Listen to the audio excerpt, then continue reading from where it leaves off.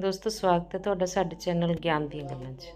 ਸਾਡੇ ਘਰ ਦੇ ਸਾਹਮਣੇ ਵਾਲੇ ਮਕਾਨ 'ਚ 65 ਸਾਲ ਦਾ ਬੁੱਢਾ ਆਪਣੀ ਜਵਾਨ ਲੜਕੀ ਨਾਲ ਰਹਿੰਦਾ ਸੀ। ਉਸ ਦੀ ਪਤਨੀ ਦੀ ਮੌਤ ਹੋ ਗਈ ਸੀ ਤੇ ਉਸ ਦਾ ਕੋਈ ਬੇਟਾ ਵੀ ਨਹੀਂ ਸੀ। ਅੰਕਲ ਜੀ ਦੀ ਬੇਟੀ ਬਹੁਤ ਸੋਹਣੀ ਸੀ। ਉਸ ਦੇ ਵਿਆਹ ਦੀ ਉਮਰ ਹੋ ਗਈ ਸੀ ਤੇ ਜੋ ਵੀ ਕੋਈ ਉਸ ਲੜਕੀ ਦਾ ਰਿਸ਼ਤਾ ਮੰਗਣ ਜਾਂਦਾ ਤਾਂ ਅੰਕਲ ਉਸ ਨੂੰ ਧੱਕੇ ਦੇ ਕੇ ਘਰੋਂ ਕੱਢ ਦਿੰਦਾ ਤੇ ਆਪਣੀ ਬੇਟੀ ਬਾਰੇ ਬਹੁਤ ਹੀ ਚੌਕਸ ਰਹਿੰਦਾ ਸੀ। ਉਸਨੇ ਕਦੇ ਘਰ ਦੇ ਦਰਵਾਜ਼ੇ ਨੂੰ ਖੁੱਲ੍ਹਾ ਨਹੀਂ ਛੱਡਿਆ ਸੀ। ਮੈਂ ਕਦੇ-ਕਦੇ ਉਹਨਾਂ ਬਾਪ ਬੇਟੀ ਨੂੰ ਦੇਖਦੀ ਤਾਂ ਮੇਰਾ ਦਿਲ ਚਾਹੁੰਦਾ ਕਿ ਮੈਂ ਜਾ ਕੇ ਉਸ ਦੀ ਬੇਟੀ ਨਾਲ ਗੱਲਬਾਤ ਕਰਾਂ। ਇੱਕ ਦਿਨ ਮੈਂ ਆਪਣੀ ਮਾਂ ਨੂੰ ਕਿਹਾ ਕਿ ਮਾਂ, ਮੈਨੂੰ ਲੱਗਦਾ ਹੈ ਕਿ ਮੈਨੂੰ ਜਾ ਕੇ ਨਾਲ ਵਾਲੀ ਨੀਲਮ ਨੂੰ ਮਿਲਣਾ ਪਵੇਗਾ। ਵਿਚਾਰੀ ਇਕੱਲੀ ਹੈ ਤੇ ਉਸ ਦਾ ਬੁੱਢਾ ਪਿਤਾ ਹਰ ਸਮੇਂ ਉਸ ਨੂੰ ਘਰੇ ਬੰਦ ਕਰਕੇ ਰੱਖਦਾ ਹੈ। ਮਾਂ ਕਹਿਣ ਲੱਗੀ ਕਿ ਬੇਟਾ, ਇਹ ਲੋਕ ਬਹੁਤ ਹੀ ਅਜੀਬ ਜਿਹੇ ਹਨ। ਖਬਰਦਾਰ ਜੇ ਤੂੰ ਉਹਨਾਂ ਦੇ ਘਰ ਗਈ ਤਾਂ। ਮੁਹੱਲੇ 'ਚੋਂ ਕਈ ਲੋਕ ਉਸ ਦੀ ਬੇਟੀ ਦਾ ਰਿਸ਼ਤਾ ਮੰਗਣ ਗਏ ਪਰ ਉਸਨੇ ਧੱਕੇ ਦੇ ਕੇ ਸਾਰਿਆਂ ਨੂੰ ਕੱਢ ਦਿੱਤਾ। ਉਸ ਦੇ ਪਿੱਛੇ ਕੋਈ ਨਾ ਕੋਈ ਕਾਰਨ ਹੋਵੇਗਾ। ਮੈਨੂੰ ਤਾਂ ਦਾਲ 'ਚ ਕੁਝ ਕਾਲਾ ਲੱਗਦਾ ਹੈ। ਮਾਂ ਦੀ ਗੱਲ ਸੁਣ ਕੇ ਮੈਂ ਸੋਚ 'ਚ ਪੈ ਗਈ ਸੀ। ਮੈਂ ਆਸ-ਪਾਸ ਮੁਹੱਲੇ ਵਾਲਿਆਂ ਤੋਂ ਵੀ ਪੁੱਛਿਆ ਸੀ ਤੇ ਉਹਨਾਂ ਨੇ ਵੀ ਇੱਕ ਅਜੀਬ ਜਿਹੀ ਗੱਲ ਕਹੀ ਸੀ।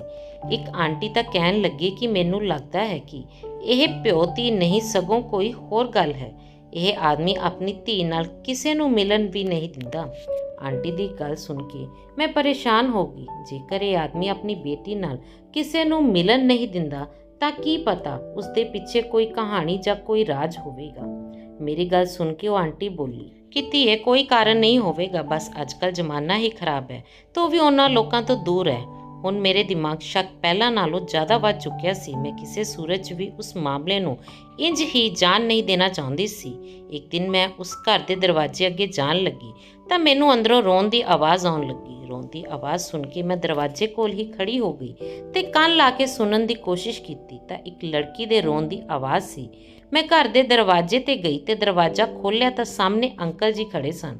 ਉਹਨਾਂ ਦੇ ਚਿਹਰੇ ਤੇ ਗੁੱਸਾ ਸੀ। ਮੈਨੂੰ ਦੇਖ ਉਹਨਾਂ ਕਿਹਾ, ਕੀ ਗੱਲ ਹੈ ਲੜਕੀ? ਮੈਂ ਕਿਹਾ ਕਿ ਅੰਕਲ ਜੀ ਮੁਆਫ਼ ਕਰਿਆ, ਪਰ ਤੁਹਾਡੇ ਘਰੋਂ ਕਿਸੇ ਦੇ ਰੋਣ ਦੀ ਆਵਾਜ਼ ਆ ਰਹੀ ਸੀ, ਇਸ ਲਈ ਮੈਂ ਪਰੇਸ਼ਾਨ ਹੋ ਗਈ। ਲੱਗਿਆ ਸ਼ਾਇਦ ਮੈਨੂੰ ਮਦਦ ਕਰਨੀ ਚਾਹੀਦੀ ਹੈ। ਅਰੇ ਕਿਸ ਦੀ ਮਦਦ ਬੇਟਾ? ਸਾਨੂੰ ਤੇਰੀ ਮਦਦ ਦੀ ਕੋਈ ਲੋੜ ਨਹੀਂ ਹੈ। ਤੂੰ ਸਾਡੇ ਘਰ ਦੇ ਮਾਮਲੇ ਤੋਂ ਦੂਰ ਹੈ ਤਾਂ ਚੰਗਾ ਹੋਵੇਗਾ। ਅੰਕਲ ਨੇ ਖਰੀ ਖੋਟੀ ਸੁਣਾ ਕੇ ਦਰਵਾਜ਼ਾ ਮੇਰੇ ਮੂੰਹ ਤੇ ਬੰਦ ਕਰ ਦਿੱਤਾ। ਮੈਂ ਹੈਰਾਨ ਪਰੇਸ਼ਾਨ ਸੋਚਣ ਲੱਗੀ ਕਿ ਕਿੰਨਾ ਬਦਤਮੀਜ਼ ਤੇ ਖੜੂਸ ਬੁੱਢਾ ਹੈ। ਮੈਂ ਘਰ ਜਾ ਕੇ ਇਹ ਗੱਲ ਆਪਣੀ ਮਾਂ ਨੂੰ ਦੱਸੀ ਤਾਂ ਮਾਂ ਮੇਰੇ ਤੇ ਗੁੱਸਾ ਕਰਨ ਲੱਗੀ ਤੇ ਕਹਿਣ ਲੱਗੀ ਕਿ ਮੈਂ ਅੱਜ ਤੇਰੇ ਪਾਪਾ ਨੂੰ ਇਹ ਗੱਲ ਦੱਸਾਂਗੀ ਕਿ ਤੂੰ ਬਿਨਾਂ ਵਜ੍ਹਾ ਕਿਸੇ ਦੀ ਹਮਦਰਦੀ ਲੈਣ ਲਈ ਗੁਆਂਢ 'ਚ ਗਈ ਸੀ। ਤੂੰ ਉਹਨਾਂ ਦੀ ਕੀ ਮਦਦ ਕਰ ਸਕਦੀ ਹੈ? ਮੈਂ ਇਹ ਗੱਲਾਂ ਸੁਣ ਕੇ ਚੁੱਪ ਹੋ ਗਈ, ਪਰ ਮੈਂ ਸੋਚ ਲਿਆ ਕਿ ਮੈਂ ਉਸ ਲੜਕੀ ਨਾਲ ਦੋਸਤੀ ਕਰਕੇ ਰਹਾਂਗੀ। ਕੀ ਪਤਾ ਉਸ ਦੀ ਜ਼ਿੰਦਗੀ 'ਚ ਕੋਈ ਅੱਛਾਈ ਲਿਆ ਸਕਾਂ। ਇੱਕ ਦਿਨ ਮੈਂ ਆਪਣੀ ਸਹੇਲੀ ਮਮਤਾ ਦੇ ਘਰ ਗਈ, ਜਿਸ ਦਾ ਘਰ ਉਸ ਮੁਹੱਲੇ 'ਚ ਸੀ। ਮੈਂ ਮਮਤਾ ਨੂੰ ਕਿਹਾ ਕਿ ਅਸੀਂ ਛੱਤ ਤੇ ਚੱਲਦੇ ਹਾਂ, ਕਿਉਂਕਿ ਉਸ ਬੁੱਢੇ ਦਾ ਘਰ ਮਮਤਾ ਦੇ ਘਰ ਦੇ ਨਾਲ ਜੁੜਿਆ ਹੋਇਆ ਸੀ। ਉਸ ਘਰ ਦਾ ਵਿਹੜਾ ਛੱਤ ਤੋਂ ਨਜ਼ਰ ਆ ਰਿਹਾ ਸੀ। ਮੈਂ ਇਹ ਦੇਖ ਕੇ ਖੁਸ਼ ਹੋ ਗਈ। ਮਮਤਾ ਬੋਲੀ ਕਿ ਇਸ 'ਚ ਖੁਸ਼ ਹੋਣ ਵਾਲੀ ਕੀ ਗੱਲ ਹੈ? ਮੈਂ ਕਿਹਾ ਕਿ ਹੁਣ ਮੈਂ ਇਸ ਲੜਕੀ ਨਾਲ ਦੋਸਤੀ ਕਰ ਸਕਾਂਗੀ ਜੋ ਉਸ ਘਰ ਦੇ ਅੰਦਰ ਰਹਿੰਦੀ ਹੈ। ਮੈਂ ਆਪਣੀ ਦੋਸਤ ਨੂੰ ਵੀ ਸਾਰੀਆਂ ਸਮੱਸਿਆਵਾਂ ਦੱਸ ਦਿੱਤੀਆਂ ਤੇ ਉਸ ਨੂੰ ਕਿਹਾ ਕਿ ਮੈਨੂੰ ਲੱਗਦਾ ਹੈ ਕਿ ਉਸ ਘਰ ਜੋ ਲੜਕੀ ਰਹਿੰਦੀ ਹੈ ਉਸ ਨੂੰ ਸਾਡੀ ਮਦਦ ਦੀ ਲੋੜ ਹੈ। ਮੇਰੀ ਗੱਲ ਸੁਣ ਕੇ ਮਮਤਾ ਨੇ ਮੇਰੇ ਅੱਗੇ ਹੱਥ ਜੋੜੇ ਤੇ ਕਿਹਾ ਕਿ ਜਾਣਦੀ ਹੈ ਤੂੰ ਕਿਸ ਬਾਰੇ ਗੱਲ ਕਰ ਰਹੀ ਹੈ। ਉਸ ਦੀ ਗੱਲ ਨੇ ਮੈਨੂੰ ਹੋਰ ਜ਼ਿਆਦਾ ਡਰਾ ਦਿੱਤਾ ਸੀ। ਮੈਂ ਕਿਹਾ ਕਿ ਬਸ ਇੱਕ ਬੁੱਢਾ ਪਿਤਾ ਤੇ ਉਸ ਦੀ ਬੇਟੀ ਰਹਿੰਦੀ ਹੈ ਇੱਥੇ। ਮੇਰੀ ਗੱਲ ਤੇ ਮੇਰੀ ਸਹੇਲੀ ਕਹਿਣ ਲੱਗੀ ਕਿ ਪਾਗਲ ਲੜਕੀ, ਹੋ ਸਕਦਾ ਹੈ ਉਹ ਦੋਵੇਂ ਪਤੀ ਪਤਨੀ ਹੋਣ, ਇਸ ਲਈ ਉਹ ਆਪਣੀ ਪਤਨੀ ਨੂੰ ਕਿਸੇ ਨਾਲ ਮਿਲਣ ਨਹੀਂ ਦਿੰਦਾ। ਕਿਤੇ ਲੋਕ ਉਸ ਨੂੰ ਇਹ ਨਾ ਕਹਿ ਦੇਣ ਕਿ ਤੇਰੀ ਪਤਨੀ ਤਾਂ ਬਹੁਤ ਘੱਟ ਉਮਰ ਦੀ ਲੜਕੀ ਹੈ, ਜਦੋਂ ਕਿ ਤੂੰ ਉਸ ਦਾ ਪਿਤਾ ਲੱਗਦਾ ਹੈ। ਮੈਂ ਉਸ ਨੂੰ ਕਿਹਾ ਕਿ ਜੋ ਵੀ ਹੈ, ਮੈਂ ਉਸ ਲੜਕੀ ਨੂੰ ਰੋਂਦੇ ਹੋਏ ਦੇਖਿਆ ਹੈ। ਹੋ ਸਕਦਾ ਹੈ ਉਸ ਨੂੰ ਸਾਡੀ ਮਦਦ ਦੀ ਲੋੜ ਹੋਵੇ। ਮੇਰੀ ਦੋਸਤ ਨੇ ਕਿਹਾ ਕਿ ਚੰਗਾ ਹੈ, ਅਸੀਂ ਆਪਣੇ ਕੰਮ ਤੋਂ ਕੰਮ ਰੱਖੀਏ, ਨਹੀਂ ਤਾਂ ਅਸੀਂ ਬਿਨਾਂ ਵਜ੍ਹਾ ਕਿਸੇ ਮੁਸੀਬਤ 'ਚ ਫਸ ਜਾਵਾਂਗੇ। ਅਜੇ ਮੈਂ ਤੇ ਮਮਤਾ ਇਹ ਗੱਲਾਂ ਕਰ ਹੀ ਰਹੇ ਸੀ ਕਿ ਉਹ ਲੜਕੀ ਸਾਨੂੰ ਵਿਹੜੇ 'ਚ ਚੱਲਦੀ ਹੋਈ ਨਜ਼ਰ ਆਈ। ਮੈਂ ਉਸ ਨੂੰ ਦੇਖ ਕੇ ਮਮਤਾ ਨੂੰ ਇਸ਼ਾਰਾ ਕੀਤਾ ਤਾਂ ਉਹ ਵਿਹੜੇ 'ਚ ਆ ਗਈ। ਜੇਕਰ ਅਸੀਂ ਚਾਹੀਏ ਤਾਂ ਉਸ ਨਾਲ ਗੱਲ ਕਰ ਸਕਦੇ ਹਾਂ। ਮਮਤਾ ਕਹਿਣ ਲੱਗੀ ਕਿ ਤੂੰ ਹੀ ਗੱਲ ਕਰ ਲੈ, ਮੈਂ ਇੱਥੋਂ ਜਾ ਰਹੀ ਹਾਂ।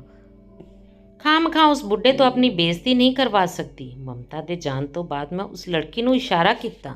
ਮੈਨੂੰ ਦੇਖਦੇ ਹੀ ਉਹ ਅੰਦਰ ਜਾਣ ਲੱਗੀ ਸੀ ਤਾਂ ਮੈਂ ਉਸਨੂੰ ਕਿਹਾ ਕਿ ਮੈਂ ਉਸ ਨਾਲ ਦੋਸਤੀ ਕਰਨਾ ਚਾਹੁੰਦੀ ਹਾਂ। ਮੇਰੀ ਗੱਲ ਸੁਣ ਕੇ ਉਹ ਪੌੜੀਆਂ ਚੜ੍ਹਦੀ ਹੋਈ ਛੱਤ ਵੱਲ ਆਉਣ ਲੱਗੀ। ਮੈਂ ਉਸ ਦੇ ਆਉਂਦੇ ਹੀ ਉਸ ਨੂੰ ਨਮਸਤੇ ਬੁਲਾਈ। ਫਿਰ ਉਹ ਪੁੱਛਣ ਲੱਗੀ ਕਿ ਤੈਨੂੰ ਮੇਰਾ ਖਿਆਲ ਕਿਵੇਂ ਆਇਆ। ਮੈਂ ਕਿਹਾ ਕਿ ਮੈਂ ਤੈਨੂੰ ਅਕਸਰ ਦੇਖਦੀ ਰਹਿੰਦੀ ਹਾਂ। ਮੈਨੂੰ ਲੱਗਦਾ ਹੈ ਕਿ ਤੂੰ ਦੁਖੀ ਰਹਿੰਦੀ ਹੈ। ਮੈਨੂੰ ਹਮੇਸ਼ਾ ਤੇਰਾ ਖਿਆਲ ਰਹਿੰਦਾ ਸੀ ਕਿ ਤੂੰ ਮੇਰੇ ਨਾਲ ਦੋਸਤੀ ਕਰੇਂਗੀ। ਉਹ ਬੋਲੀ ਕਿ ਮੇਰੇ ਨਾਲ ਦੋਸਤੀ ਕਰਕੇ ਕਿ ਤੂੰ ਵੀ ਬਰਬਾਦ ਹੋਣਾ ਚਾਹੁੰਦੀ ਹੈ। ਉਸਦੀ ਇਹ ਗੱਲ ਸੁਣ ਕੇ ਮੈਨੂੰ ਬਹੁਤ ਦੁੱਖ ਹੋਇਆ। ਮੈਂ ਕਿਹਾ ਕਿ ਤੇਰੇ ਨਾਲ ਦੋਸਤੀ ਕਰਕੇ ਕੋਈ ਬਰਬਾਦ ਕਿਉਂ ਹੋਵੇਗਾ। ਜੇਕਰ ਤੂੰ ਚਾਹੇ ਤਾਂ ਤੂੰ ਮੇਰੇ ਨਾਲ ਹਰ ਤਰ੍ਹਾਂ ਦੀ ਗੱਲ ਸ਼ੇਅਰ ਕਰ ਸਕਦੀ ਹੈ। ਮੈਂ ਤੇਰੀ ਮਦਦ ਕਰਾਂਗੀ ਤੇ ਵਾਅਦਾ ਕਰਦੀ ਹਾਂ ਕਿਸੇ ਗੈਰ ਇਨਸਾਨ ਨੂੰ ਤੇਰਾ ਕੋਈ ਰਾਜ਼ ਨਹੀਂ ਦੱਸਾਂਗੀ। ਮੇਰੀ ਗੱਲ ਸੁਣ ਕੇ ਉਹ ਹੱਸ ਕੇ ਕਹਿਣ ਲੱਗੀ ਕਿ ਮੈਂ ਇੱਕ ਬਦਕਿਸਮਤ ਲੜਕੀ ਹਾਂ। ਮੈਨੂੰ ਲੱਗਦਾ ਹੈ ਕਿ ਮੇਰੇ ਪਿਤਾ ਨੇ ਮੈਨੂੰ ਉਸ ਘਰ 'ਚ ਬੰਦ ਕਰਕੇ ਚੰਗਾ ਨਹੀਂ ਕੀਤਾ, ਪਰ ਹੁਣ ਜਦੋਂ ਆਪਣੀ ਕਹਾਣੀ ਦੇਖਦੀ ਹਾਂ ਤਾਂ ਅਜਿਹਾ ਲੱਗਦਾ ਹੈ ਕਿ ਪਿਤਾ ਜੀ ਨੇ ਜੋ ਕੀਤਾ ਉਹ ਠੀਕ ਹੀ ਕੀਤਾ। ਮੈਂ ਉਸ ਦੇ ਕਾਬਲ ਸੀ। ਮੈਂ ਉਸ ਦੀ ਗੱਲ ਸੁਣ ਕੇ ਪਰੇਸ਼ਾਨ ਹੋ ਗਈ। ਉਹ ਤਾਂ ਬੁਝਾਰਤਾਂ ਪਾ ਰਹੀ ਸੀ। ਮੇਰੇ ਕੋਲ ਸਮਾਂ ਘੱਟ ਸੀ। ਐਨੇ 'ਚ ਮੇਰੀ ਸਹੇਲੀ ਛੱਤ ਤੇ ਆ ਗਈ ਤੇ ਬੋਲੀ ਕਿ ਤੇਰੀ ਮਾਂ ਤੈਨੂੰ ਬੁਲਾ ਰਹੀ ਹੈ। ਮੈਂ ਆਪਣੀ ਮਾਂ ਨਾਲ ਘਰ ਵਾਪਸ ਚਲੀ ਗਈ, ਪਰ ਮੈਂ ਸੋਚ ਲਿਆ ਸੀ ਕਿ ਹੁਣ ਮੈਂ ਨੀਲਮ ਦੇ ਘਰ ਜਾ ਕੇ ਉਸ ਨਾਲ ਗੱਲ ਕਰਿਆ ਕਰਾਂਗੀ। ਅਗਲੇ ਦਿਨ ਮੈਂ ਫਿਰ ਮਮਤਾ ਦੇ ਘਰ ਆ ਗਈ। ਮੈਂ ਛੱਤ ਤੋਂ ਦੇਖਿਆ ਤਾਂ ਉਹ ਲੜਕੀ ਆਪਣੇ ਵਿਹੜੇ 'ਚ ਬੈਠੀ ਹੋਈ ਸੀ, ਪਰ ਹੁਣ ਉਸ ਦੇ ਹੌਂਕਿਆਂ ਦੀ ਆਵਾਜ਼ ਉੱਪਰ ਤੱਕ ਆ ਰਹੀ ਸੀ। ਇਹ ਦੇਖ ਕੇ ਮੈਂ ਪਰੇਸ਼ਾਨ ਹੋ ਗਈ। ਮੈਂ ਉਸ ਨੂੰ ਇਸ਼ਾਰਾ ਕੀਤਾ ਤਾਂ ਉਹ ਹੱਥ ਨਾਲ ਇਸ਼ਾਰਾ ਕਰਕੇ ਬੋਲੀ ਕਿ ਮੈਂ ਉੱਪਰ ਨਹੀਂ ਆ ਸਕਦੀ। ਜੇਕਰ ਤੂੰ ਚਾਹੇ ਤਾਂ ਮੇਰੇ ਕੋਲ ਆ ਸਕਦੀ ਹੈ, ਦਰਵਾਜ਼ਾ ਖੁੱਲ੍ਹਿਆ ਹੋਇਆ ਹੈ। ਮੈਂ ਉਸ ਦੇ ਘਰ ਚਲੀ ਗਈ। ਉਸਨੇ ਆਪਣੀ ਪਿੱਠ ਤੇ ਹੱਥ ਰੱਖਿਆ ਹੋਇਆ ਸੀ ਤੇ ਉਹ ਬਹੁਤ ਜ਼ਿਆਦਾ ਰੋ ਰਹੀ ਸੀ। ਕੀ ਹੋਇਆ? ਕੀ ਤੇਰੀ ਪਿੱਠ 'ਚ ਦਰਦ ਹੈ? ਜਦ ਮੈਂ ਪੁੱਛਿਆ ਤਾਂ ਉਹ ਕਹਿਣ ਲੱਗੀ ਕਿ ਇਹ ਦਰਦ ਮੇਰੀ ਮੌਤ ਦੇ ਨਾਲ ਹੀ ਖਤਮ ਹੋਵੇਗਾ। ਉਸਦੀ ਗੱਲ ਸੁਣ ਕੇ ਮੇਰੀਆਂ ਅੱਖਾਂ 'ਚ ਵੀ ਹੰਝੂ ਆ ਗਏ। ਦੇਖੋ, ਦੁਨੀਆ 'ਚ ਹਰ ਦਰਦ ਦਾ ਇਲਾਜ ਹੈ। ਜੇਕਰ ਤੈਨੂੰ ਕੋਈ ਸਮੱਸਿਆ ਹੈ ਤਾਂ ਮੈਨੂੰ ਦੱਸ ਸਕਦੀ ਹੈ ਤੇ ਤੇਰੀ ਹਰ ਤਰ੍ਹਾਂ ਨਾਲ ਮਦਦ ਕਰਨ ਨੂੰ ਤਿਆਰ ਹਾਂ। ਤਾਂ ਉਹ ਕਹਿਣ ਲੱਗੀ ਕਿ ਤੂੰ ਮੇਰੇ ਲਈ ਪ੍ਰਾਰਥਨਾ ਕਰ ਕਿ ਭਗਵਾਨ ਮੈਨੂੰ ਮਾਫ ਕਰ ਦੇਣ। ਮੇਰਾ ਜੁਰਮ ਬਹੁਤ ਵੱਡਾ ਹੈ ਤੇ ਮੇਰੇ ਪਿਤਾ ਬਹੁਤ ਚੰਗੇ ਆਦਮੀ ਹਨ। ਮੈਨੂੰ ਡਰ ਵੀ ਲੱਗ ਰਿਹਾ ਸੀ ਕਿ ਜੇਕਰ ਇਹ ਗੱਲ ਮਾਂ ਨੂੰ ਪਤਾ ਲੱਗ ਗਈ ਤਾਂ ਉਹ ਮੇਰੇ ਨਾਲ ਬਹੁਤ ਗੁੱਸਾ ਹੋਵੇਗੀ। ਪਰ ਉਸ ਲੜਕੀ ਦੀ ਸ਼ਕਲ ਤੇ ਉਸ ਦੀਆਂ ਦੁੱਖ ਭਰੀਆਂ ਗੱਲਾਂ ਤੁਸੀਂ ਵੀ ਸੁਣਦੇ ਤਾਂ ਤੁਸੀਂ ਵੀ ਇਹੀ ਕਰਦੇ। ਇਹ ਦੇਖ ਕੇ ਮੈਂ ਹੈਰਾਨ ਰਹਿ ਗਈ ਕਿ ਗਰੀਬ ਜਿਹੇ ਦਿਸਣ ਵਾਲੇ ਉਸ ਪਿਓ ਧੀ ਕੋਲ ਕਾਫੀ ਕੁਝ ਸੀ। ਲੜਕੀ ਨੇ ਆਪਣੇ ਕਮਰੇ 'ਚ ਬਹੁਤ ਸਾਰੇ ਕੱਪੜੇ ਰੱਖੇ ਹੋਏ ਸਨ ਤੇ ਇਹ ਮਹਿੰਗੇ ਕੱਪੜੇ ਸਨ। ਉਹ ਕਹਿਣ ਲੱਗੀ ਕਿ ਇਹ ਕੱਪੜੇ ਮੈਂ ਕਦੇ ਨਹੀਂ ਪਾਉਂਦੀ। ਮੈਂ ਵੀ ਨੋਟ ਕੀਤਾ ਕਿ ਉਸਨੇ ਖੁਦ ਤਾਂ ਗੰਦੇ ਜਿਹੇ ਕੱਪੜੇ ਪਾਏ ਹੋਏ ਸਨ, ਪਰ ਉਸ ਕੋਲ ਹਰ ਤਰ੍ਹਾਂ ਦੇ ਬਹੁਤ ਹੀ ਸੋਹਣੇ ਕੱਪੜੇ ਸਨ ਜਿਨ੍ਹਾਂ ਨੂੰ ਦੇਖ ਕੇ ਲੱਗਦਾ ਸੀ ਕਿ ਇਹ ਲੜਕੀ ਬਹੁਤ ਜ਼ਿਆਦਾ ਅਮੀਰ ਹੈ। ਜੇਕਰ ਤੇਰੇ ਕੋਲ ਇੰਨੇ ਜ਼ਿਆਦਾ ਚੰਗੇ ਕੱਪੜੇ ਹਨ ਤਾਂ ਤੂੰ ਪਾਉਂਦੀ ਕਿਉਂ ਨਹੀਂ? ਮੇਰੀ ਗੱਲ ਸੁਣ ਕੇ ਉਹ ਕਹਿਣ ਲੱਗੀ ਕਿ ਤੈਨੂੰ ਇਸ ਬਾਰੇ ਫਿਰ ਕਿਤੇ ਦੱਸਾਂਗੀ। ਹੁਣ ਇਹਨਾਂ ਕੱਪੜਿਆਂ ਨੂੰ ਪਾ ਕੇ ਮੈਨੂੰ ਖੁਦ ਤੋਂ ਡਰ ਲੱਗਦਾ ਹੈ। ਜੇਕਰ ਤੂੰ ਲਿਜਾਣਾ ਚਾਹੁੰਦੀ ਹੈ ਤਾਂ ਲੈ ਜਾ, ਤੇਰੇ ਵੀ ਬਹੁਤ ਚੰਗੇ ਲੱਗਣਗੇ। ਉਸਦੀ ਗੱਲ ਸੁਣ ਕੇ ਮੈਂ ਚੁੱਪ ਹੋ ਗਈ। ਮੈਂ ਕਿਸੇ ਵੀ ਹਾਲਤ 'ਚ ਉਸਦੇ ਕੱਪੜੇ ਨਹੀਂ ਲੈਣਾ ਚਾਹੁੰਦੀ ਸੀ, ਪਰ ਉਸਨੇ ਬਹੁਤ ਜ਼ਿਆਦਾ ਕਿਹਾ ਤਾਂ ਮੈਂ ਇੱਕ ਸੂਟ ਲੈ ਲਿਆ। ਉਹ ਬੋਲੀ ਕਿ ਜਦੋਂ ਮੈਂ ਮਰ ਜਾਵਾਂ ਤਾਂ ਮੇਰੀ ਅਰਥੀ ਤੇ ਜ਼ਰੂਰ ਆਉਣਾ। ਮੈਂ ਕਿਹਾ ਕਿ ਅਜੇ ਤੇਰੀ ਉਮਰ ਹੀ ਕਿੰਨੀ ਕੁ ਹੈ ਤੇ ਤੂੰ ਮਰਨ ਦੀਆਂ ਗੱਲਾਂ ਕਰ ਰਹੀ ਹੈ। ਫਿਰ ਉਸਨੇ ਆਪਣੇ ਕਮਰੇ 'ਚ ਰੱਖੀ ਇੱਕ ਅਲਮਾਰੀ ਨੂੰ ਖੋਲ੍ਹਿਆ ਤੇ ਉਸ 'ਚੋਂ ਇੱਕ ਕਾਲੇ ਰੰਗ ਦੀ ਡਾਇਰੀ ਕੱਢੀ ਤੇ ਫਿਰ ਉਸ ਨੂੰ ਇੱਕ ਲਿਫਾਫੇ 'ਚ ਪਾ ਕੇ ਮੈਨੂੰ ਦੇ ਦਿੱਤੀ ਤੇ ਕਿਹਾ ਕਿ ਮੇਰੇ ਮਰਨ ਤੋਂ ਬਾਅਦ ਮੇਰੇ ਪਿਤਾ ਨੂੰ ਦੇ ਦੇਣਾ। ਮੈਂ ਡਰਦੇ ਹੋਏ ਉਹ ਡਾਇਰੀ ਵੀ ਲੈ ਲਈ ਤੇ ਆਪਣੇ ਘਰ ਵਾਪਸ ਆ ਗਈ। ਉਸਦੇ ਪੇਟ 'ਚ ਜੋ ਦਰਦ ਸੀ ਉਹ ਵੱਧਦਾ ਜਾ ਰਿਹਾ ਸੀ। ਮੈਂ ਘਰ ਆਈ ਤਾਂ ਮਾਂ ਨੇ ਮੇਰੇ ਹੱਥ 'ਚ ਇੰਨਾ ਮਹਿੰਗਾ ਸੂਟ ਦੇਖਿਆ ਤਾਂ ਕਹਿਣ ਲੱਗੀ ਕਿ ਤੂੰ ਇਹ ਕਿੱਥੋਂ ਲੈ ਕੇ ਆਈ ਹੈ? ਮੈਂ ਮਾਂ ਤੋਂ ਕੋਈ ਗੱਲ ਵੀ ਨਹੀਂ ਲੁਕਾ ਸਕਦੀ ਸੀ। ਡਾਇਰੀ ਤੋਂ ਇਲਾਵਾ ਹਰ ਗੱਲ ਮੈਂ ਆਪਣੀ ਮਾਂ ਨੂੰ ਦੱਸ ਦਿੱਤੀ। ਮੇਰੀ ਮਾਂ ਨੇ ਇਹ ਸੁਣਿਆ ਤਾਂ ਉਹ ਆਪਣਾ ਸਿਰ ਫੜ ਕੇ ਬੈਠ ਗਈ ਤੇ ਬੋਲੀ ਕਿ ਤੂੰ ਕਿੰਨੀ ਬੇਵਕੂਫ ਹੈ।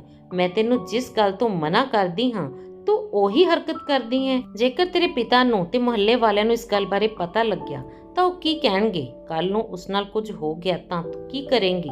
ਉਹ ਤਾਂ ਮਰਨ ਦੀਆਂ ਗੱਲਾਂ ਕਰ ਰਹੀ ਹੈ। ਜੇਕਰ ਉਹ ਸੱਚ ਮਰ ਗਈ ਤਾਂ ਕੀ ਹੋਵੇਗਾ? ਮਾਂ, ਤੁਸੀਂ ਕਿੰਨੀ ਖੁਦਗਰਜ਼ ਹੋ। ਮਾਂ ਨੇ ਮੇਰੀਆਂ ਗੱਲਾਂ ਸੁਣ ਕੇ ਮੇਰੇ ਤੇ ਸਖਤੀ ਕਰਦਿਆਂ ਮੇਰੇ ਤੇ ਪਾਬੰਦੀ ਲਗਾ ਦਿੱਤੀ। ਮੈਂ ਦੁਬਾਰਾ ਤਾਂ ਉਸ ਘਰ ਵੱਲ ਜਾਣ ਦਾ ਸੋਚ ਵੀ ਨਹੀਂ ਸਕਦੀ ਸੀ। ਮੈਂ ਪਛਤਾ ਰਹੀ ਸੀ ਕਿ ਮੈਂ ਆਪਣੀ ਮਾਂ ਨੂੰ ਐਵੇਂ ਹੀ ਉਸ ਦੀ ਗੱਲ ਦੱਸ ਦਿੱਤੀ। 2 ਦਿਨ ਬਾਅਦ ਉਸ ਘਰੋਂ ਮੌਤ ਦੀ ਖਬਰ ਆਈ ਤਾਂ ਪਤਾ ਲੱਗਿਆ ਕਿ ਉਹ ਲੜਕੀ ਜੋ ਆਪਣੇ ਪਿਤਾ ਨਾਲ ਇਕੱਲੀ ਰਹਿੰਦੀ ਸੀ, ਉਹ ਹੁਣ ਭਗਵਾਨ ਨੂੰ ਪਿਆਰੀ ਹੋ ਗਈ ਹੈ। ਇਹ ਗੱਲ ਸੁਣ ਕੇ ਅਸੀਂ ਸਾਰੇ ਹੈਰਾਨ ਹੋ ਗਏ। ਮੁਹੱਲੇ ਵਾਲੇ ਵੀ ਹੈਰਾਨ ਸਨ ਕਿ ਇੱਕ ਨੌਜਵਾਨ ਲੜਕੀ ਕਿਵੇਂ ਅਚਾਨਕ ਬਿਨਾਂ ਵਜ੍ਹਾ ਮੌਤ ਦੇ ਮੂੰਹ 'ਚ ਜਾ ਸਕਦੀ ਹੈ। ਸਾਰਿਆਂ ਨੂੰ ਲੱਗਿਆ ਕਿ ਇਹ ਬੁੱਢਾ ਵਿਅਕਤੀ ਜ਼ਰੂਰ ਕਿਸੇ ਤਰ੍ਹਾਂ ਆਪਣੀ ਬੇਟੀ ਦੀ ਮੌਤ ਦਾ ਜ਼ਿੰਮੇਵਾਰ ਹੈ। ਉਸ ਤੋਂ ਪੁੱਛਗਿੱਛ ਕੀਤੀ ਜਾਣੀ ਚਾਹੀਦੀ ਹੈ। ਸਾਰੇ ਲੋਕ ਉਸ ਦੇ ਘਰ ਇਕੱਠਾ ਹੋ ਗਏ। ਮੇਰੇ ਪਿਤਾ ਜੀ ਵੀ ਉਸ ਘਰ ਚਲੇ ਗਏ। ਮੇਰੇ ਪਿਤਾ ਨੇ ਉਸ ਬੁੱਢੇ ਆਦਮੀ ਤੋਂ ਪੁੱਛਿਆ ਕਿ ਤੂੰ ਆਪਣੀ ਬੇਟੀ ਦਾ ਰਿਸ਼ਤਾ ਕਿਉਂ ਨਹੀਂ ਕੀਤਾ ਤੇ ਉਸ ਦੇ ਮਰਨ ਦਾ ਕੀ ਕਾਰਨ ਹੈ। ਬੁੱਢਾ ਰੋਣ ਲੱਗਿਆ ਤੇ ਰੋ ਰੋ ਕੇ ਉਸ ਦਾ ਬੁਰਾ ਹਾਲ ਸੀ। ਉਹ ਬਸ ਇਹੀ ਕਹਿ ਰਿਹਾ ਸੀ ਕਿ ਉਸ ਦੀ ਬੇਟੀ ਖੁਦ ਕਿਸੇ ਨਾਲ ਵਿਆਹ ਨਹੀਂ ਕਰਨਾ ਚਾਹੁੰਦੀ ਸੀ ਤੇ ਲੋਕਾਂ ਦੇ ਵਾਰ-ਵਾਰ ਰਿਸ਼ਤਾ ਲਿਆਉਣ ਤੇ ਮੈਨੂੰ ਉਹਨਾਂ ਤੇ ਗੁੱਸਾ ਆ ਜਾਂਦਾ ਸੀ। ਉਸ ਦੀ ਮੌਤ ਦਾ ਕਾਰਨ ਇਹ ਬੁੱਢਾ ਨਹੀਂ ਸੀ ਤੇ ਹੁਣ ਲੋਕ ਉਸ ਨੂੰ ਜ਼ਬਰਦਸਤੀ ਵੀ ਨਹੀਂ ਕਰਨਾ ਚਾਹੁੰਦੇ ਸਨ। ਇਸ ਲਈ ਪੁਲਿਸ ਵਾਲਿਆਂ ਨੂੰ ਫੋਨ ਕਰ ਦਿੱਤਾ ਗਿਆ ਤੇ ਦੱਸਿਆ ਗਿਆ ਕਿ ਇੱਥੇ ਇੱਕ ਮੌਤ ਹੋ ਗਈ ਹੈ ਤੇ ਲੱਗਦਾ ਹੈ ਕਿ ਆਤਮ ਹੱਤਿਆ ਹੈ। ਇਹ ਸੁਣ ਕੇ ਬੁੱਢਾ ਬਹੁਤ ਜ਼ਿਆਦਾ ਤੜਫਣ ਲੱਗਿਆ ਤੇ ਬੋਲਿਆ ਕਿ ਮੈਂ ਆਪਣੀ ਬੇਟੀ ਦੀ ਲਾਸ਼ ਦੀ ਬੇਇੱਜ਼ਤੀ ਨਹੀਂ ਹੋਣ ਦਿਆਂਗਾ। ਇਹ ਕੁਦਰਤੀ ਮੌਤ ਹੈ। ਮੈਂ ਉਸ ਦੇ ਬਾਰੇ ਕੁਝ ਨਹੀਂ ਜਾਣਦਾ। ਉਹ ਕਾਫੀ ਸਾਲਾਂ ਤੋਂ ਪਰੇਸ਼ਾਨ ਸੀ। ਮੈਨੂੰ ਕੀ ਪਤਾ ਕਿ ਉਸ ਦੀ ਪਰੇਸ਼ਾਨੀ ਕੀ ਸੀ। ਮੈਂ ਉਸ ਤੋਂ ਬਹੁਤ ਵਾਰ ਪੁੱਛਿਆ, ਡਾਕਟਰ ਕੋਲ ਵੀ ਲੈ ਕੇ ਗਿਆ ਸੀ। ਮੈਂ ਤੁਹਾਨੂੰ ਰਿਪੋਰਟ ਦਿਖਾਉਣ ਲਈ ਤਿਆਰ ਹਾਂ, ਪਰ ਭਗਵਾਨ ਲਈ ਮੇਰੀ ਬੇਟੀ ਨੂੰ ਥਾਣੇ ਤੇ ਕਚਹਿਰੀ ਵਗੈਰਾ ਦਾ ਹਿੱਸਾ ਨਾ ਬਣਾਓ। ਮੇਰੇ ਪਿਤਾ ਨੇ ਉਸ ਬੁੱਢੇ ਨੂੰ ਕਿਹਾ ਕਿ ਤੁਹਾਡੀ ਬੇਟੀ ਦੀ ਲਾਸ਼ ਦਾ ਪੋਸਟਮਾਰਟਮ ਹੋਵੇਗਾ, ਜਿਸ 'ਚ ਪਤਾ ਲੱਗੇਗਾ ਕਿ ਮੌਤ ਕਿਵੇਂ ਹੋਈ ਸੀ। ਕੋਈ ਵੀ ਅਜਿਹਾ ਕੰਮ ਨਹੀਂ ਹੋਵੇਗਾ ਜਿਸ ਨਾਲ ਤੁਹਾਡੀ ਬੇਟੀ ਦੀ ਲਾਸ਼ ਦੀ ਬੇਇੱਜ਼ਤੀ ਹੋਵੇ। ਜੇਕਰ ਤੁਹਾਨੂੰ ਲੱਗਦਾ ਹੈ ਕਿ ਤੁਸੀਂ ਬੇਕਸੂਰ ਹੋ ਤਾਂ ਹੋ ਸਕਦਾ ਹੈ ਕਿ ਕੋਈ ਹੋਰ ਉਸ ਦੀ ਮੌਤ ਦਾ ਕਾਰਨ ਬਣਿਆ ਹੋਵੇ, ਪਰ ਬਿਨਾਂ ਜਾਂਚ ਪੜਤਾਲ ਕੀਤੇ ਆਪਣੀ ਬੇਟੀ ਨੂੰ ਚਿਤਾ ਤੇ ਪਾਉਣ ਦਾ ਮਤਲਬ ਇਹ ਹੈ ਕਿ ਤੁਸੀਂ ਉਸ ਨੂੰ ਇਨਸਾਫ ਨਹੀਂ ਦਿਵਾ ਰਹੇ। ਇਹ ਉਸ ਦਾ ਹੱਕ ਹੈ। ਸਾਰੇ ਮੁਹੱਲੇ ਵਾਲੇ ਦੀਆਂ ਗੱਲਾਂ ਸੁਣ ਕੇ ਬੁੱਢਾ ਸਾਰਿਆਂ ਅੱਗੇ ਹੱਥ ਜੋੜਨ ਲੱਗਿਆ, ਪਰ ਕਿਸੇ ਨੇ ਵੀ ਉਸ ਦੀ ਗੱਲ ਤੇ ਵਿਸ਼ਵਾਸ ਨਹੀਂ ਕੀਤਾ, ਕਿਉਂਕਿ ਸਾਰਿਆਂ ਨੂੰ ਸ਼ੱਕ ਸੀ ਕਿ ਇਹ ਜ਼ਿਆਦਾ ਮਿੰਨਤਾਂ ਇਸ ਲਈ ਕਰ ਰਿਹਾ ਸੀ ਕਿਉਂਕਿ ਲੜਕੀ ਦੀ ਮੌਤ 'ਚ ਇਸ ਦਾ ਹੱਥ ਹੈ। ਆਖਰਕਾਰ ਪੋਸਟਮਾਰਟਮ ਰਿਪੋਰਟ ਲਈ ਲਾਸ਼ ਨੂੰ ਥਾਣੇ ਤੋਂ ਹਸਪਤਾਲ ਪਹੁੰਚਾਇਆ ਗਿਆ। ਜਦੋਂ ਬੁੱਢਾ ਘਰ ਆਇਆ ਤਾਂ ਉਹ ਬਹੁਤ ਤਸੱਲੀ 'ਚ ਸੀ ਤੇ ਹੈਰਾਨ ਵੀ ਸੀ। ਉਸ ਦੇ ਹੰਝੂ ਹੁਣ ਰੁਕ ਚੁੱਕੇ ਸਨ, ਪਰ ਕਿਸੇ ਨੂੰ ਇਹ ਨਹੀਂ ਪਤਾ ਸੀ ਕਿ ਪੋਸਟਮਾਰਟਮ ਰਿਪੋਰਟ ਕੀ ਆਈ ਹੈ। ਪੁਲਿਸ ਵਾਲਿਆਂ ਨੇ ਬੁੱਢੇ ਨੂੰ ਬੇਕਸੂਰ ਕਹਿ ਕੇ ਛੱਡ ਦਿੱਤਾ ਸੀ ਤੇ ਮੇਰੇ ਪਿਤਾ ਨੇ ਵੀ ਕਿਹਾ ਕਿ ਬੁੱਢਾ ਬੇਕਸੂਰ ਹੈ।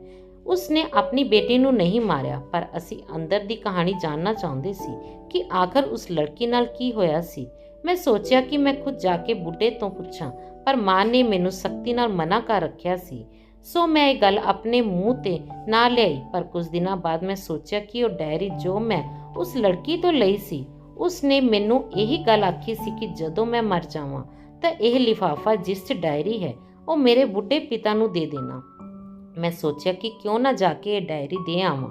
ਇਹ ਉਸ ਦੀ ਅਮਾਨਤ ਹੈ। ਜੇਕਰ ਮੈਂ ਚਾਹਾਂ ਤਾਂ ਖੁਦ ਵੀ ਪੜ੍ਹ ਸਕਦੀ ਹਾਂ, ਪਰ ਇਹ ਉਸ ਦੀ ਅਮਾਨਤ ਹੈ ਤੇ ਮੈਨੂੰ ਇਸ ਨੂੰ ਖੋਲ੍ਹ ਕੇ ਨਹੀਂ ਪੜ੍ਹਨਾ ਚਾਹੀਦਾ, ਸਗੋਂ ਉਸ ਬੁੱਢੇ ਨੂੰ ਦੇਣੀ ਚਾਹੀਦੀ ਹੈ। ਜਦੋਂ ਉਹ ਡਾਇਰੀ ਦੇਣ ਗਈ ਤੇ ਜਿਵੇਂ ਹੀ ਮੈਂ ਬੁੱਢੇ ਦੇ ਘਰ ਦੇ ਦਰਵਾਜ਼ੇ ਵੱਲ ਦੇਖਿਆ ਤਾਂ ਉੱਥੇ ਇੱਕ ਵੱਡਾ ਸਾਰਾ ਤਾਲਾ ਲੱਗਿਆ ਹੋਇਆ ਸੀ।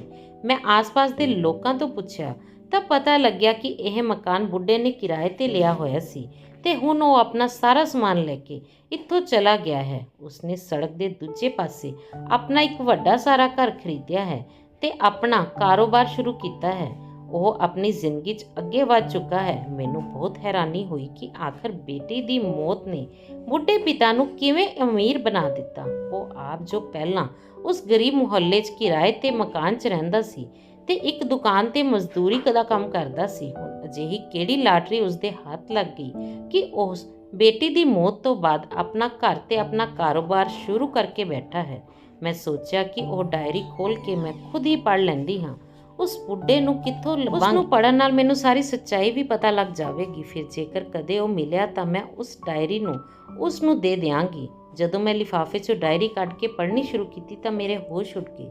ਉਸਨੇ ਜੋ ਗੱਲਾਂ ਲਿਖੀਆਂ ਸਨ ਉਹ ਬਹੁਤ ਹੀ ਅਜੀਬ ਸਨ। ਬੁੱਢੇ ਦੀ ਬੇਟੀ ਨੇ ਹੰਝੂਆਂ ਨਾਲ ਭਰੇ ਸ਼ਬਦ ਲਿਖੇ ਸਨ।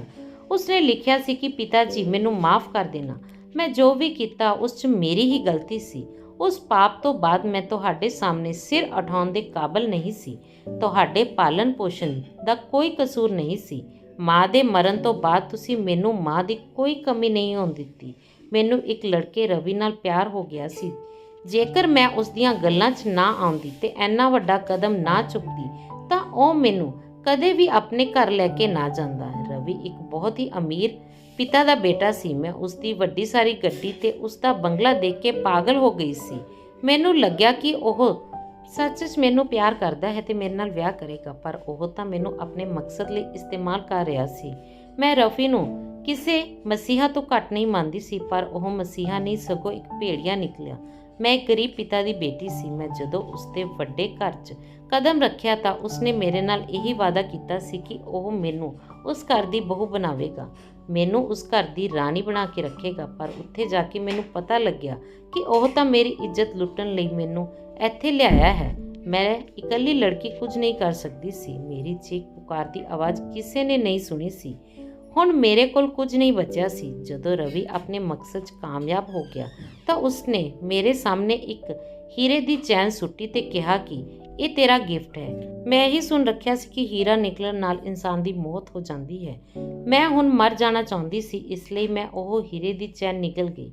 ਮੈਨੂੰ ਕੁਝ ਸਮਝ ਨਹੀਂ ਆਇਆ ਕਿ ਉਹ ਚੈਨ ਕਿਵੇਂ ਮੇਰੇ ਹਲਕ 'ਚੋਂ ਹੇਠਾਂ ਉਤਰ ਗਈ, ਪਰ ਮੇਰੀ ਮੌਤ ਨਹੀਂ ਹੋਈ। ਰਵੀ ਨੇ ਮੈਨੂੰ ਥੋੜੀ ਦੇਰ ਉਸ ਕਮਰੇ 'ਚ ਰੱਖਿਆ ਤੇ ਫਿਰ ਮੈਨੂੰ ਮੇਰੇ ਘਰ ਛੱਡ ਦਿੱਤਾ। ਉਹ ਪਲ ਮੇਰੀ ਆਤਮਾ ਤੇ ਹਮੇਸ਼ਾ ਲਈ ਬੋਝ ਬਣ ਗਿਆ ਸੀ। ਮੈਂ ਖੁਦ ਨੂੰ ਕਦੇ ਮਾਫ ਨਹੀਂ ਕਰ ਸਕਾਂਗੀ। ਮੇਰੇ ਪਿਤਾ ਜੀ ਤੋਂ ਲੁਕ ਕੇ ਰਵੀ ਨੂੰ ਮਿਲਦੀ ਸੀ ਤੇ ਹੁਣ ਮੈਂ ਮਰ ਜਾਣਾ ਚਾਹੁੰਦੀ ਸੀ। ਮੇਰੇ ਪੇਟ 'ਚ ਬਹੁਤ ਦਰਦ ਰਹਿੰਦਾ ਸੀ। ਮੈਂ ਅੱਜ ਤੱਕ ਕਿਸੇ ਡਾਕਟਰ ਨੂੰ ਇਹ ਸੱਚਾਈ ਨਹੀਂ ਦੱਸੀ ਸੀ। ਮੇਰੇ ਪੇਟ 'ਚੋਂ ਨਿਕਲਣ ਵਾਲਾ ਖਜ਼ਾਨਾ ਮੇਰੇ ਪਿਤਾ ਦੀ ਗਰੀਬੀ ਨੂੰ ਮਿਟਾ ਸਕਦਾ ਸੀ। ਮੈਂ ਜਿਉਂਦੇ ਜੀ ਤੁਹਾਨੂੰ ਇਹ ਸੱਚਾਈ ਦੱਸ ਕੇ ਤੁਹਾਡੀ ਇੱਜ਼ਤ ਤਾਰ-ਤਾਰ ਨਹੀਂ ਕਰਨਾ ਚਾਹੁੰਦੀ ਸੀ। ਮੇਰੇ 'ਚ ਇੰਨੀ ਹਿੰਮਤ ਨਹੀਂ ਸੀ। ਮੇਰੇ ਪਿਆਰੇ ਪਾਪਾ, ਹੁਣ ਤਾਂ ਮੈਂ ਮਰ ਗਈ ਹਾਂ। ਭਗਵਾਨ ਲਈ ਮੈਨੂੰ ਮਾਫ ਕਰ ਦੇਣਾ। ਤੁਹਾਡੀ ਪਿਆਰੀ ਬੇਟੀ ਨੀਲਮ। ਉਸ ਲੜਕੀ ਦੇ ਦੁੱਖ ਦਾ ਅੰਦਾਜ਼ਾ ਮੈਨੂੰ ਹੋ ਚੁੱਕਿਆ ਸੀ। ਬਾਪ ਬੇਟੀ ਦੀ ਇੱਜ਼ਤ ਤੇ ਕੋਈ ਆਂਚ ਨਾ ਆਵੇ, ਇਸ ਲਈ ਪੂਰੀ ਦੁਨੀਆ ਨਾਲ ਲੜਨਾ ਹੈ। ਤੇ ਉਹੀ ਬੇਟੀ ਜੇਕਰ ਆਪਣੇ ਪਿਤਾ ਦੀ ਇੱਜ਼ਤ ਕੁਝ ਪਲਾਂ ਲਈ ਤੇ ਕੁਝ ਮਿੱਠੀਆਂ ਗੱਲਾਂ ਅੱਗੇ ਗਵਾ ਦੇਵੇ ਤਾਂ ਉਸ ਤੋਂ ਬਦਕਿਸਮਤ ਕੌਣ ਹੋਵੇਗਾ। ਭਗਵਾਨ ਲਈ ਜੋ ਲੜਕੀਆਂ ਮੇਰੀ ਇਹ ਕਹਾਣੀ ਸੁਣ ਰਹੀਆਂ ਹਨ, ਉਹ ਇਸ ਤੋਂ ਸਬਕ ਲੈਣ ਤੇ ਮੈਨੂੰ ਦੱਸਣ ਕਿ ਮੈਨੂੰ ਉਹ ਡਾਇਰੀ ਉਸਦੇ ਪਿਤਾ ਨੂੰ ਦੇਣੀ ਚਾਹੀਦੀ ਹੈ ਜਾਂ ਨਹੀਂ। ਜੇਕਰ ਮੈਂ ਉਹਨਾਂ ਨੂੰ ਇਹ ਡਾਇਰੀ ਦੇ ਦੇਵਾਂ ਤਾਂ ਉਹ ਇਸ ਨੂੰ ਪੜ੍ਹ ਕੇ ਜਿਉਂਦੇ ਜੀ ਮਰ ਜਾਣਗੇ। ਮੈਂ ਬਹੁਤ ਪਰੇਸ਼ਾਨ ਹਾਂ, ਮੈਨੂੰ ਜ਼ਰੂਰ ਦੱਸਣਾ। ਸੋ ਦੋਸਤੋ, ਤੁਹਾਨੂੰ ਸਾਡੀ ਅੱਜ ਦੀ ਇਹ ਕਹਾਣੀ ਜੇਕਰ ਪਸੰਦ ਆਈ ਤਾਂ ਵੀਡੀਓ ਨੂੰ ਲਾਈਕ ਕਰਨਾ ਤੇ ਕਮੈਂਟ ਜ਼ਰੂਰ ਕਰਨਾ। ਤੇ ਜੇਕਰ ਤੁਸੀਂ ਸਾਡੇ ਚੈਨਲ ਤੇ ਨਵੇਂ ਹੋ ਤਾਂ ਸਾਡੇ ਚੈਨਲ ਗਿਆਨ ਦੀਆਂ ਗੱਲਾਂ ਨੂੰ ਜ਼ਰੂਰ ਸਬਸਕ੍ਰਾਈਬ ਕਰ ਲੈਣਾ। ਧੰਨਵਾਦ।